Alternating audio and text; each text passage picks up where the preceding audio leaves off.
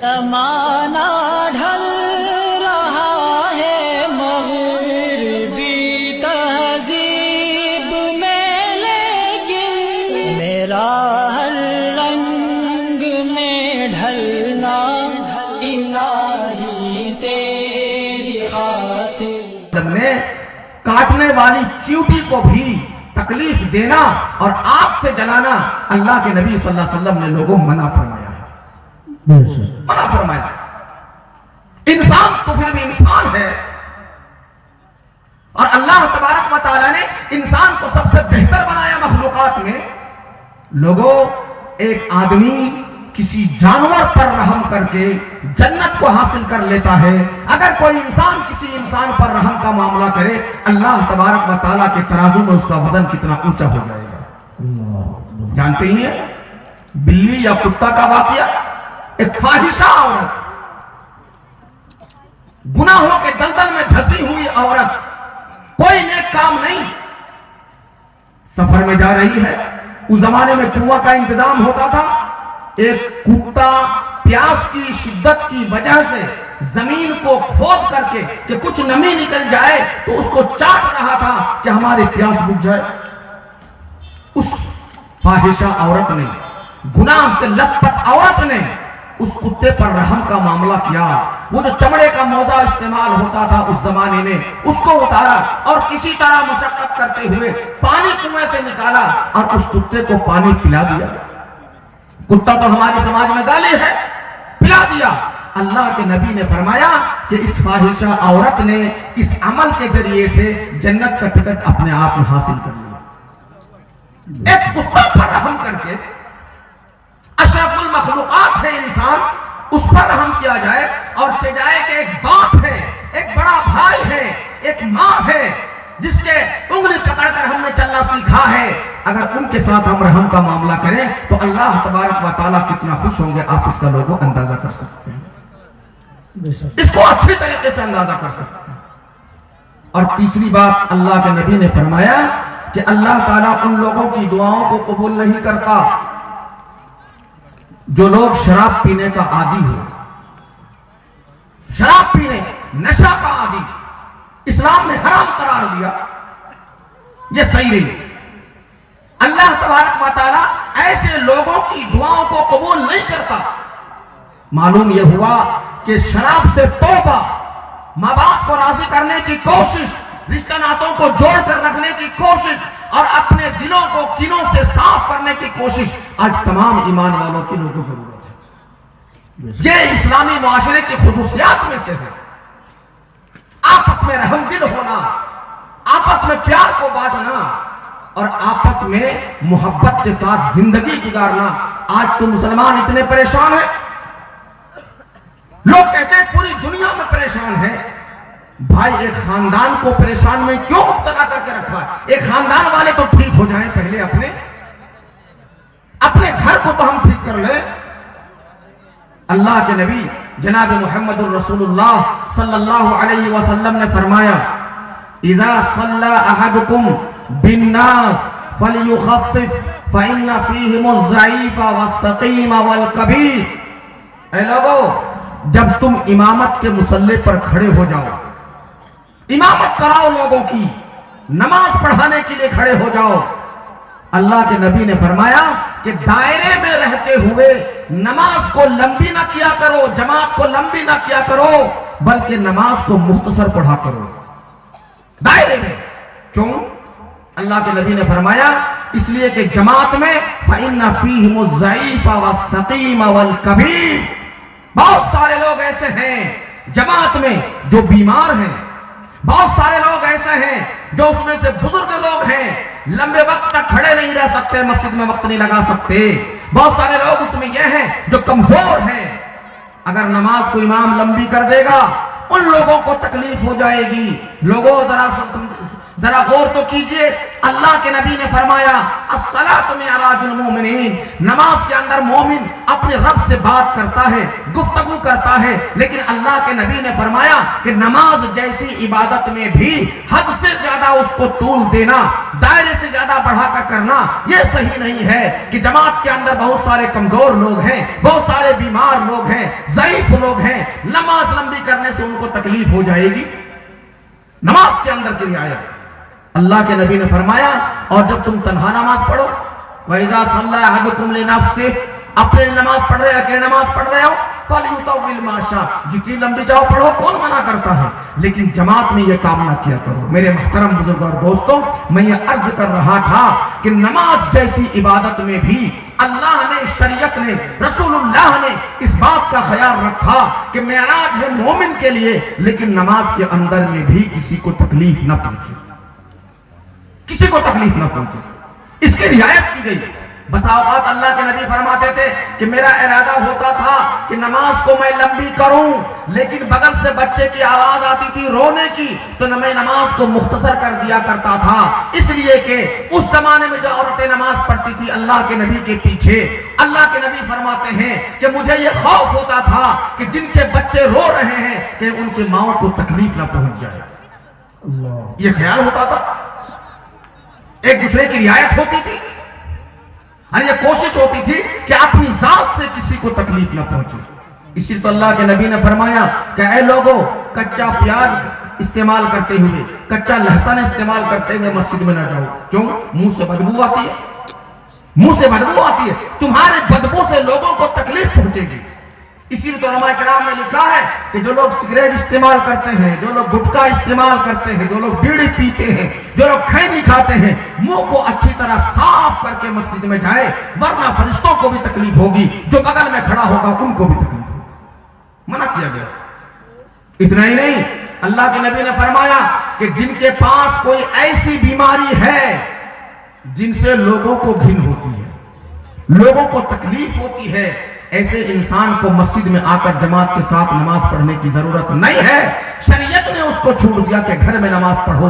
جماعت جیسی محکم بشان عبادت کو اللہ نے اس لیے منع کر دیا تاکہ کسی مسلمان کو کسی سے کوئی تکلیف نہ پہنچے کہ ہم گھر میں نماز پڑھیں۔ تکلیف پہنچانا یہ شریعت نے انتہائی ناپسندیدہ ہے، سخت ممانعت آئی ہے، چاہے وہ اپنے گھر والوں کو پہنچائے، چاہے اپنے باہر والوں کو پہنچائے، چاہے کسی اور کو پہنچائے، وہ اپنے مذہب والے ہو یا غیر مذہب والے ہو، شریعت نے اس بات کی لوگوں اجازت نہیں دیا۔ حتیٰ کہ شریعت نے یہ بھی بات بتائی کہ اے لوگو، تم جانوروں کو جوتتے ہو، بیل گاڑیوں میں کچھ چیزوں کو ڈھوتے ہو، یا اس میں کاڑے کو تم باندھ کر کے ڈھو رہے ہو، یاد رکھنا ان کے پاس زبان نہیں ہے، لیکن تم اس پر اتنا بوجھ نہ دے دو کہ اس کو تکلیف میں تم مبتلا کر دو۔ اگر ایسا کرو گے تو تم ظلم کر رہے ہو۔ یہ شریعت کہتی ہے، یہ مذہب اسلام کی تعلیم ہے۔ وَمَا أَرْسَلْنَاكَ إِلَّا رَحْمَةً لِلْعَالَمِينَ، اللہ کے پیغمبر رحمت بنا کر بھیجے گئے، ساری دنیا کے لیے رحمت بنا کر بھیجے گئے۔ ایک مرتبہ اللہ کے نبی بے چین ہو گئے، آنکھوں سے آنسو جاری ہو گئے، صحابہ کرام بھی پریشان ہوئے، یا رسول اللہ کیا بات ہے؟ کہاں بغل میں قیدیوں کو باندھ کر رکھا گیا ہے، لگتا ہے قیدیوں کو جگہ کر ٹائٹ سے رکھا گیا ہے، قیدیوں کو کراہنے کی آواز آ رہی ہے، ان قیدیوں کے کراہنے کی وجہ سے محمد الرسول اللہ کو نیند نہیں آ رہی ہے۔ کون ہے وہ قیدی؟ ہیں جو مسلمانوں پر حملہ کرنے کے لیے آئے تھے، وہ قیدی ہیں جو مسلمانوں کو جان سے مارنے کے لیے آئے تھے، ان وہ قید کر لیے گئے، لیکن اللہ کے نبی فرما رہے ہیں کہ جاؤ ان کے رسیوں کو ڈھیلی کر دو، وہ کراہنا بند کرے تاکہ محمد رسول اللہ کو اطمینان ہو جائے، سکون ہو جائے۔ اسی کے ہم امت ہیں، اسی کے ہم ماننے والے لوگ ہیں۔ اے لوگوں، ایمان جو ہے، یہ ایمان جو ہے اللہ کا بڑا قیمتی سرمایہ ہے، اس کے تقاضے ہیں، منمانی زندگی نہیں ہو سکتی، اس کے تقاضے ہیں۔ امام بخاری رحمت اللہ علیہ، اصح الکتب بعد کتاب اللہ، قرآن کریم کے بعد صحیح ترین کتاب امام بخاری کی بخاری شریف۔ کتنے بڑے امام، کتنے بڑے محدث، عالم، فقیہ، انہوں نے اپنی ایمان کی حفاظت کیسے کی؟ انہوں نے اپنی علمی ثقافت کی حفاظت کیسے کی؟ ایک مرتبہ سمندر میں سفر ہو رہا ہے، کشتی میں ایک آدمی آیا اور امام بخاری رحمت اللہ علیہ سے گفتگو کرنے لگا۔ شریر آدمی تھا، بدماش آدمی تھا، اور امام بخاری نے بھولے پن میں سب کچھ بتا دیا کہ میرے پاس 1000 سونے کے سکے ہیں، لال تھیلی میں اس کو میں نے باندھ کے رکھا ہے، میں نے یہاں پر رکھا ہے تاکہ کہیں غائب نہ ہو جائے، سفر میں جب میں جا رہا ہوں تاکہ میری ضرورت کے لیے کام آ جائے۔ حالانکہ وہ تھا بدماش آدمی، تمام چیزوں کو سمجھ لیا، اور تھوڑی دیر کے بعد دوسری جگہ بیٹھا، اور بیٹھنے کے بعد کشتی میں حلہ کرنا شروع کر دیا کہ میرے 1000 سونے کے سکے کو کسی نے چرا لیا ہے، اور لال تھیلی میں بندھی ہوئی ہے، اور اس طرح ہے، گنتی میں اتنے ہیں۔ وہ سب کچھ امام بخاری سے پوچھ لیا تھا۔ امام بخاری رحمت اللہ علیہ سمجھ گئے کہ ہم کو رسوا کرنا چاہتا ہے، چوری کا الزام ہم پر لگانا چاہتا ہے، مال ہمارا لینا چاہتا ہے، اور چوری کا الزام بھی ہم پر اوپر لگا دے گا۔ پورے کشتی میں تلاشی لی گئی، لیکن وہ سونے کے سکے کسی کے پاس نہیں ملے، کسی کے پاس نہیں۔ لوگوں نے ملامت کرنا شروع کر دیا کہ تم نے تو کہا تھا، لیکن کسی کے پاس سے تو نہیں ملا۔ امام بخاری کی بھی تلاش لی گئی، نہیں ملا۔ جب کشتی کنارے لگی، امام بخاری جانے لگے، وہ آدمی آیا، معافی مانگا اور کہا کہ حضرت آپ تو جھوٹ نہیں بول سکتے، آپ نے تو کہا تھا کہ آپ کے پاس سونے کے سکے ہیں، اس زمانے میں سونے کے سکے چلا کرتے تھے، کہاں چلے گئے؟ کہا جس وقت تم نے مجھے رسوا کرنے کی کوشش کیا، میں یہ تمام سونے کے سکوں کو سمندر میں خاموشی سے ڈال دیا۔ حضرت اتنے پیسے کو، آج کے حساب سے کروڑوں، آپ نے سمندر میں کیسے ڈال دیا؟ کہا کہ اگر آج میرے پاس سے وہ پیسے نکل جاتے، حالانکہ وہ میرے پیسے تھے، لیکن تم نے جس انداز میں سازش کے تحت حلہ کیا تھا اور اپنا بیان کیا تھا، اگر میرے پاس سے وہ سونے کے سکے نکلتے تو لوگ ہم کو چور سمجھتے۔ میں نے یہ مناسب نہیں سمجھا کہ محمد الرسول اللہ کے غلام کو کوئی چور سمجھے، اس لیے میں نے مال کو پھینک دیا۔ مال کمایا جا سکتا ہے، علمی ثقافت کو دوبارہ بحال نہیں کیا جا سکتا۔ اگر میرے اوپر چوری کا الزام لگ جاتا، کوئی حدیث ہم سے نہیں سنتا، اس لیے میں نے اس کو ترجیح دی کہ مال جائے، لیکن یہ علمی ثقافت ہے، یہ جو ایمان کی ایک نفاست ہے، ایمان کے اعتماد ہے، وہ ہمارے اوپر بحال ہے۔ میرے محترم بزرگوں اور دوستو، ایمان کی ذمہ داری، ایمانی ذمہ داری کو بحال کرنے کے لیے بہت سارے ایثار کا معاملہ اور قربانی کا معاملہ دینا پڑتا ہے۔ اس کے بغیر معاملہ آگے نہیں بڑھ سکتا، اس کے بغیر آگے معاملہ نہیں بڑھ سکتا۔ اس لیے کوشش یہ کرے کہ اللہ تبارک و تعالیٰ نے جو ایمان کی دولت سے سرفراز کیا ہے، اس کے جو تقاضے ہیں، ہم کو اچھا لگے یا نہ لگے، اللہ نے کہا ہے مال لینا ہے، رسول اللہ نے فرمایا ہے مال لینا ہے، اسی میں ہمارے لیے کامیابی ہے لوگوں، اور اسی میں ہمارے لیے لوگوں نجات ہے۔ ہمارے علاقوں میں ایک ڈسمل زمین کے لیے نہ جانے کتنے معاملات چلتے ہیں، کتنے جھگڑے چلتے ہیں، اور کیا کیا معاملات پیدا ہوتے ہیں۔ حالانکہ یہ پتہ ہوتا ہے کہ یہ زمین ہمارے پاس جو ہے، ہم نے بازو کے زور پر اس کو حاصل کیا ہے۔ اس کو پتہ ہوتا ہے کہ میری نہیں ہے، میرے باپ کی نہیں ہے، یہ میری پشتینی زمین نہیں ہے، لیکن اس کو پتہ ہوتا ہے کاغذ بھی نہیں ہے، قبضہ ہے، اس کو ہم دے نہیں سکتے۔ اگر دے دیا، جس کا ہے اس کو دے دیا، جس کی زمین ہے اس کو دے دیا، تو لوگ کہیں گے کہ ڈر گیا، لوگ کہیں گے کہ ڈر گیا۔ مقدمات چلتے ہیں ہمارے سماج میں، معاشرے میں بھی یہ معاملہ لوگوں کو معلوم ہوتا ہے، لیکن لوگ حق نہیں بولتا، حق نہیں بولتا۔ حالانکہ اللہ نے کیا کہا؟ اے ایمان والو، جب دو گروہوں میں جھگڑا ہو جائے تو جو جھگڑوں سے الگ تھلگ لوگ ہیں ان کی ذمہ داری ہے کہ دونوں کے درمیان فَاصْلِحُوا بَيْنَ أَخَوَيْكُمْ، اپنے بھائیوں کے درمیان صلح صفائی کرا دے۔ لیکن قرآن نے آگے کہا کہ جو لوگ پنچایتی کرنے والے لوگ ہیں، جو لوگ کمیٹی بنانے والے لوگ ہیں ان کو سن لینا چاہیے کہ فیصلہ کرتے وقت، پنچایتی کرتے وقت واتقوا اللہ، اللہ سے ڈرتے رہے، اللہ سے ڈرتے رہے۔ نہیں ہو سکتا کہ ہمارے خاندان کے ہے، نہیں ہو سکتا کہ ہمارے رشتہ داری میں ہے، نہیں اس کی اونچی بلڈنگ ہے، اس کے پاس پیسے ہے، کہ نہیں، واتقوا اللہ، اللہ سے ڈرو، اللہ کا فیصلہ مانو۔ اگر تم اس طرح سوچ کر فیصلہ کرو گے، اس کو ذہن میں رکھ کر کے کہ اللہ کا قانون سب سے اوپر ہے، رشتہ داری اپنی جگہ پر، پیسہ اپنی جگہ پر، بلڈنگ اپنی جگہ پر، لیکن اللہ کے قانون کو غالب کرنا ہے، تو اللہ تبارک تعالیٰ نے فرمایا لعلکم ترحمون، اگر اس نیت سے فیصلہ کرو گے تو اللہ کی رحمت تمہاری طرف متوجہ ہوگی، اللہ کی طرف رحمت متوجہ ہوگی۔ یہ ہمارے گاؤں میں، سماج میں کمیٹیاں ہوتی ہیں، پنچایتیں ہوتی ہیں، لیکن منہ دیکھ کر فیصلہ کیا جاتا اور منہ دیکھ کر بولی جاتی ہے، جس سے فتنے پیدا ہوتے ہیں۔ اللہ کے نبی صلی اللہ علیہ وسلم نے فرمایا وَتَجِدُونَ شَرَّ النَّاسِ ذَا الْوَجْهَيْنِ، اے لوگو، ایک دور آئے گا، اس دور میں سب سے شریر لوگ، سب سے بدمعاش آدمی وہ لوگ ہوں گے جو دو چہرہ والے ہوں گے، جن کا دو چہرہ ہوگا۔ آپ لوگ توجہ رکھیے، آدمی تو آنا جانا ہوتا رہتا ہے، آئیں گے جائیں گے، اسٹیج سے اتریں گے، اسٹیج سے چڑھیں گے، ادھر سے بھی آئیں گے۔ اللہ کے نبی نے فرمایا جس کا دو چہرہ ہوگا اس سے ڈرو، اس سے دو چہرہ والا آدمی ہوگا۔ یا رسول اللہ، آدمی کا چہرہ تو ایک ہوتا ہے، آدمی کا فیس، آدمی کا مکھڑا تو ایک ہوتا ہے۔ آپ فرما رہے ہیں کہ جس کا دو چہرہ ہوگا وہ سماج کا بدمعاش آدمی ہوگا، سماج کا شریر آدمی ہوگا۔ یا رسول اللہ، اس کی پہچان بتا دیجئے، اس کی شناخت بتا دیجئے۔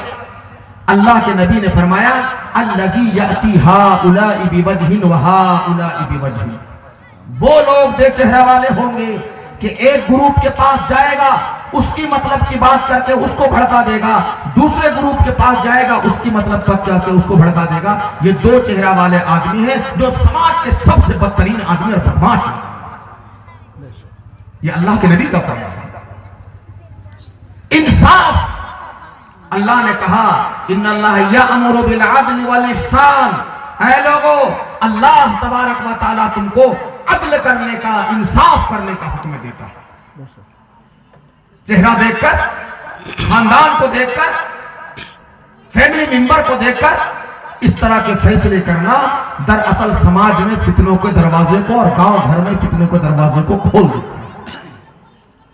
ایک وہ دور تھا جب ہمارے بڑے بزرگ پرانے لوگ درخت کے چھاؤں میں بیٹھ جاتے تھے، نام بھی ٹھیک سے نہیں رکھا جاتا تھا ان لوگوں کو، غیر مسلم آ کر کے ہاتھ جوڑ دیا کرتے تھے کہ فیصلہ تم کرو۔ کیوں؟ کہ محمد کا غلام کبھی فیصلہ غلط نہیں کرے گا، یہ اللہ سے ڈرتا ہے، اللہ سے ڈرتا ہے۔ آج وہ مسلمان در در کی ٹھوکریں کھا رہا۔ کورٹ کچہریوں میں جائیں آپ، ہماری بیٹیاں کھڑی ہیں، ہماری بہنیں کھڑی ہیں۔ آج میں ایک بات بتاتا ہوں، 26 سال کا تجربہ، میرا 26 سال کا تجربہ ہے، میں دارالقضا میں 26 سال سے کام دیکھ رہا ہوں۔ جس دن لڑکی کے طرف سے کورٹ میں مقدمہ ہوتا ہے، چاہے وہ ڈاوری کا ہو چاہے کسی اور کا ہو، یہ طے کر لیجئے کہ لڑکی اسی دن ہار جاتی ہے، اسی دن ہار جاتی ہے اور پیر میں اپنے کڑھائی مار لیتی ہے۔ کیوں؟ کورٹ میں مقدمہ کر دیا، ایک دو دن میں فیصلہ تو ہوتا نہیں ہے، بہت ساری صحیح باتوں کے ساتھ بہت غلط باتوں کو ڈال دی جاتی۔ وکیل کہے گا کہ کیس کھڑا نہیں ہوگا، کیس مضبوط نہیں ہوگا، یہ بات بھی شامل کرو، یہ بھی شامل کرو، اس کو بھی لپیٹو، اس کو بھی لپیٹو، اس کو بھی لپیٹو۔ جھوٹ پر کھڑا ہوا، اور اللہ کے نبی نے کیا فرمایا؟ ان الصدق ينجي والكذب يهلك، سچائی سے انسان کو نجات ملتی ہے اور جھوٹ سے انسان ہلاک ہوتا ہے. جھوٹ پر کیس کا بنیاد ہے اور اللہ کے پیغمبر نے فرمایا کہ جھوٹ سے انسان ہلاک ہوتا ہے. لوگوں اس کو نجات مل ہی نہیں سکتی ہے, کامیابی نہیں مل سکتی. کیوں؟ لعنت اللہ علی الکاذبین, جھوٹ بولنے والے پر اللہ کی لعنت ہے. ایک تو یہ معاملہ کیس چلا, سسرال میں تو اب بس نہیں سکتی وہ. جو شوہر جیل چلا گیا, جو ساس سسر جیل چلے گئے, ایسے بیوی کو, ایسے بہو کو وہ گھر میں داخل کرنے کو تیار نہیں ہوتے. نبھتا نہیں معاملہ, معاملہ پیچیدہ ہو جاتا. آئے دن ہم لوگوں کے پاس خلا کا معاملہ آتا ہے, آئے دن طلاق کا معاملہ آتا ہے, اور کتنے معاملے ہم لوگوں کے پاس میڈیشن سینٹر سے بھیجے جاتے ہیں. چاہے ہائی کورٹ کے میڈیشن سینٹر ہو, چاہے سول کورٹ کے میڈیشن سینٹر ہو, ہم لوگوں کے پاس آتے ہیں, جاؤ ہمارے شریعہ میں جا کر نکاح کو وچھید کرا دو. طے ہو جاتا ہے معاملہ. آج کل کنواری بچیوں کا نکاح کتنا مشکل کام ہو گیا. اب وہ لڑکی جو مطلقہ ہو, خلا یافتہ ہو, ایسی لڑکیوں سے لوگ شادی کرتے ہوئے ڈرتے ہیں. کیوں؟ یہ تو ایڈجسٹ لوگ کر لیتے ہیں, مینج کر لیتے ہیں کہ چلو لڑکی کو شادی کر لیتے ہیں, طلاق مل گئی ہے, خلا ہو گیا ہے, سسرال میں یہ ہوا ہوگا, یہ ہوا ہوگا. لیکن جیسے ہی پتا چلتا ہے کہ تھانہ اور کورٹ چڑھی ہوئی لڑکی ہے, کہتا نہیں, ہو سکتا ہے میرے ساتھ بھی حادثہ ہو جائے, اس سے معاف کرو, معاف کرو اس کو. بڑی مشکلات کا سامنا کرنا پڑتا ہے. آپ نے غصے میں آ کر کے ایک معصوم بچی پر, ایک معصوم لڑکی پر ظلم کر دیا, اس کی جوانی گزر جاتی ہے. کتنے سارے معاملات آئے ہم لوگوں کے سامنے. باپ کڑ کر روتا ہے, لیکن کب؟ جب معاملہ بہت آگے بڑھ چکا ہوتا ہے. باپ بھائی گڑگڑاتا ہے, معاملہ جب تک کہ آگے بڑھ چکا ہوتا ہے. ایک معاملہ ہوا, اس نے جیل بھیج دیا, بہت پہلے کی بات ہے, اور طرح طرح کی پریشان بھی کیا اس کے شوہر والوں کو. کیس ہوا, جیل چلا گیا, نکلا, شادی کر لیا, دوسری شادی. اب یہ جو بچی ہے نہ وہاں جا سکتی ہے, نہ کورٹ سے معاملہ ختم ہو پا رہا ہے, نہ دوسری جگہ رشتہ ہو سکتا ہے. تم طلاق دے دو, طلاق ہم کیسے دے دیں؟ کورٹ میں معاملہ چل رہا ہے, کورٹ میں معاملہ چل رہا ہے. لڑکیوں, کتنی لڑکی ہمارے ذہن میں ہے, ہمارے رجسٹر میں مینٹن ہے, جو ہم نے حل کیا ہے. 26 سالوں میں آپ کو بتاؤں کہ کتنی لڑکیاں ہیں اپنے باپ, اپنے بھائی, اپنے چچا کے غصے کے جو ہے وہ نظر ہو گئی ہے, اور وہ بیچاری اپنی زندگی کو ختم کر دی. تو میں یہ عرض کر رہا کہ کوئی نتیجہ نہیں نکلتا. کیا ہو جائے گا؟ 2-4 آدمی 15-20 دن کے لیے جیل چلا جائے گا, لڑکی کو کیا ملا؟ اس کی زندگی پر ایک دھبا لگ جاتا ہے. اس لیے میرے محترم بزرگ اور دوستو, اللہ کے تبارک و تعالیٰ نے مسلمانوں سے یہ کہا, یا ایھا الذین آمنوا اطیعوا اللہ واطیعوا الرسول واولی الامر منکم. اے ایمان والو, اللہ کی مان کر چلو, رسول اللہ کی مان کر چلو, اپنے سے جو بڑے امیر منتخب ہو جائیں ان کی مان کر چلو.